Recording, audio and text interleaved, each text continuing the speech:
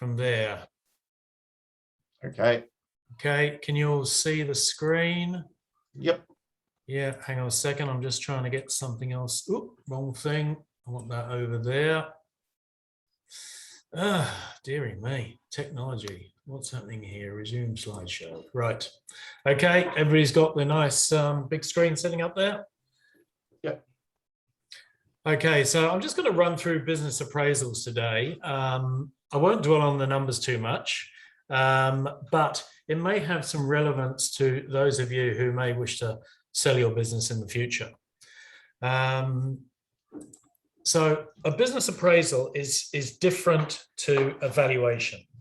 A business appraisal is required as part of listing a business for sale.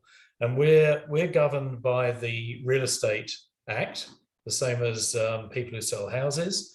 And we have to go through the same process and appraise the business before we list it. As I said, it's not a valuation, and it's only issued for the purposes of the listing. That doesn't mean that it's not our best estimate of what the price will be, but it's not a legally binding document. So I've covered it a bit early. A valuation tends to be used when there's some legal purpose behind it. We may be talking about a matrimonial dispute, or a dispute between shareholders, or somebody buying into a company, and they want to get a very, very accurate estimate of the value of the business for those purposes. An appraisal is not that. An appraisal is usually use of market information to give you a feel for where businesses of a similar nature and a similar type and a similar size in a similar area have sold recently. So it's never going to be a legally binding document.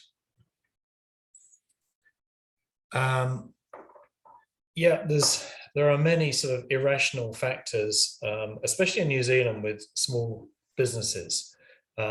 People buy businesses, it's not an investment, and you can't value it as an investment. You're not sitting there and going, I'm going to invest $200,000 or $300,000 and I expect to get X% back on it. Because there's other factors.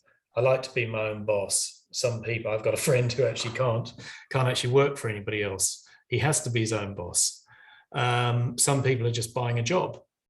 It's about where they want to live. It's about the lifestyle they want. It's about things they're interested in. It's about their family. So you can't apply pure sort of financial measures to reasons and the prices that people pay for businesses. And in fact, most private businesses in New Zealand sell for a multiple, which makes no sense from an investment perspective.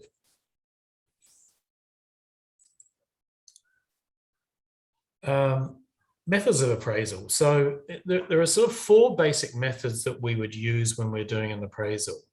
So it's asset value, direct market data, there's a basic method, and capitalisation of earnings.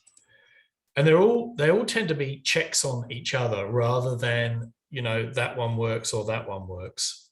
So asset value is really looking and saying, what's the bottom price that this is going to be sold for? What would happen if we had to sell the plant and the stock tomorrow? And I'm not saying in a fire sale, but in a reasonable sale, what would we get for that? So we're looking at, really that would provide a very sort of bottom line value for the business.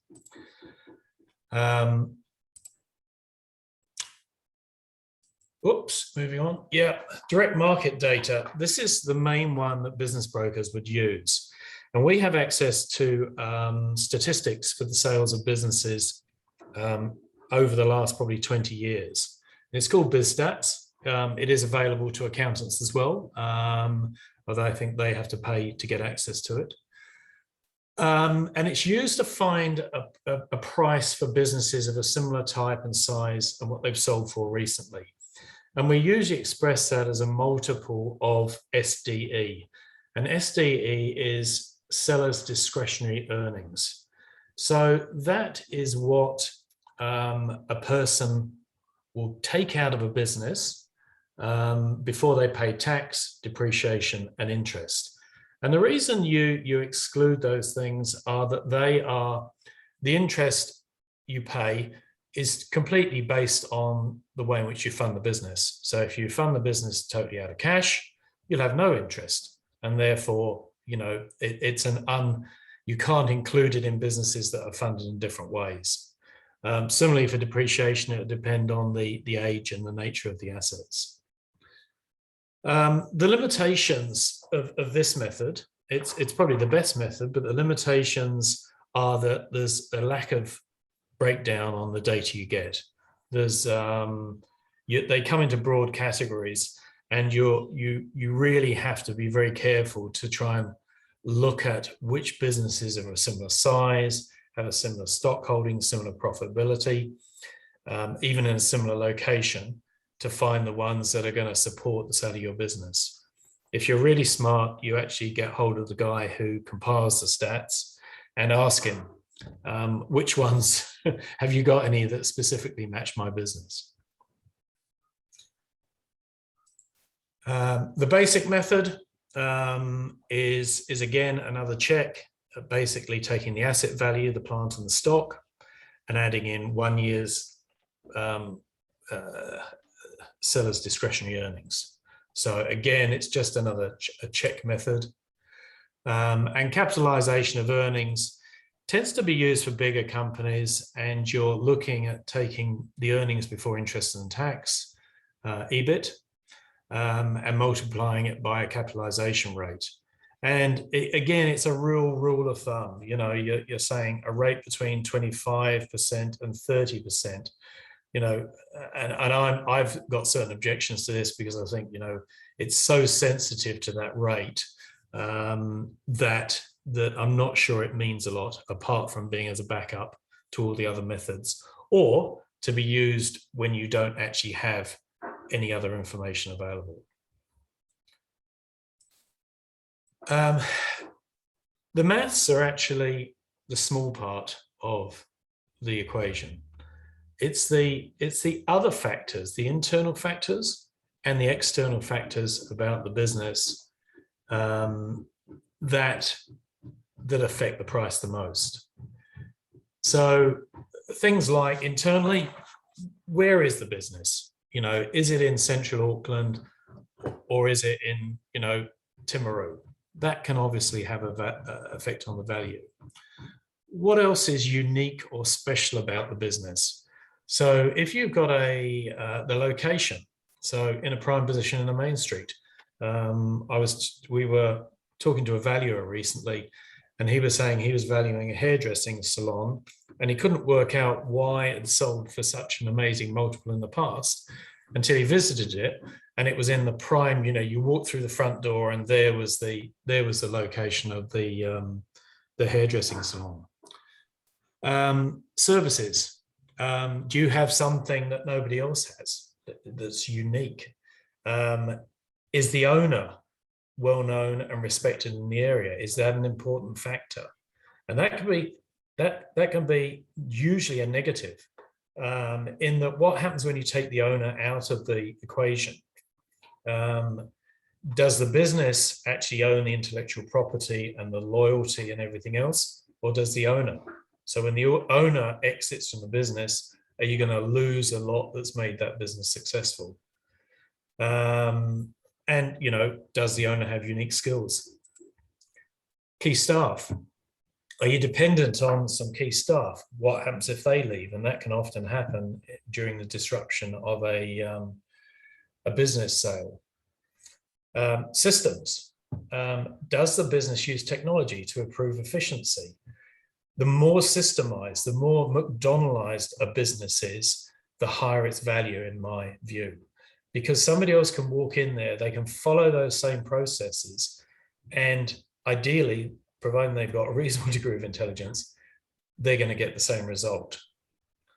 And therefore, it makes it easier for a new owner to easily understand and manage the business. So the business can be transitioned for somebody new.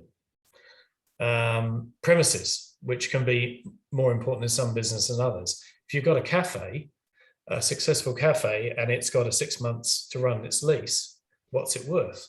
Very little. If you've got a successful cafe that's got 5 years to run its lease, then it's worth a realistic value. In some businesses, the premises is not important because you can work from home, or you could relocate quite easily if it's just an office-based one and nobody visits. The machinery, is it up to date and is it well maintained, or is it being run down over the years? And basically, in buying the business, you're going to have to go out and buy, spend another 100,000 on machinery. All of these factors affect the price. There's some external factors as well. Competition. Who are the major competitors? Is there a new player in the market? Supply issues. What's going on in the supply chain? At the moment, there's all sorts of issues going on with product supply from overseas. And all of those things would have a bearing on the value of a business. Product services. Are you buying into a business that's just about to become old hat? Are you buying into a taxi business at the same time that, it's Uber, isn't it? Uber's coming onto the market. Are you buying Nokia when iPhone is just about to come out? So all of those factors are, if anything, more important than the maths. They're the first things you need to look at. The maths, you work out the numbers, and then you think about these factors and say, well, in an ideal world, if these things didn't apply, the business would be worth this. But I have to take into account these other factors as well. So it's more of an art than it is a science. At the end of the line, you're going to go and do the sanity check. Does this price make sense? Does it make sense to the person that's selling it? Are they going to walk away with some cash in their pocket, or are they going to end up paying all of that money to pay off bank loans and everything else? Does it make sense in the hands of a buyer? Is the buyer going to have a successful business going forward? Can he sell the concept of the business to the bank or the financiers? Because he's probably going to have, he or she, probably going to have to go out there and get money to fund the acquisition. So all of those factors have a bearing. And like anything else, you can do all the maths and still come up with the wrong answer. So it's experience and knowledge that will lead you to the right answer. That's pretty much it from me. It's probably reasonably quick. Are there any questions? I'll stop sharing. Thanks, Howard. The floor's open there now for any questions that you might have of Howard. Looks like Victoria's left the building. I have a question. I have a question of what is your minimum, your minimum value of a business that you will sell? It's more about, I guess, what's realistic in terms of our minimum commission rates. Yeah. So I tend to focus on slightly larger businesses, but now I've moved to this area. I'm sort of open to smaller businesses as well. Minimum commission rates for most brokers will be about $15,000. Okay. So and the rates are usually around 8%, at the 8, maybe 6% with some brokers. So it has to stack up from that perspective. Okay. Thanks. Any other questions at all? Excellent. Thank you, Howard. Pass mark. Okay, so I will stop